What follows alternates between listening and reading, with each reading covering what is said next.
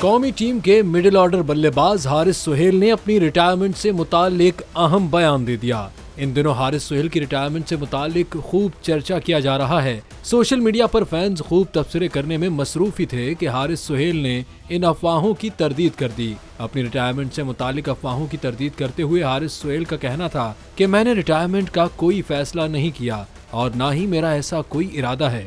मेरी पूरी तवज्जो इस खेल को जारी रखने पर है जो मुझे पसंद है। पाकिस्तान क्रिकेट बोर्ड ने भी इस मामले पर बताया कि हारिस सुहेल की रिटायरमेंट के हवाले से कोई बाज़ाब्ता इत्तला मौसूल नहीं हुई।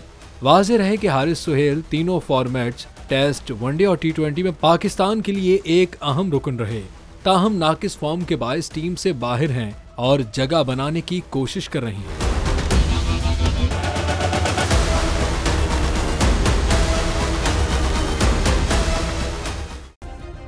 सब्सक्राइब करें और बेल दबाएं ताकि कोई खबर रह न जाए।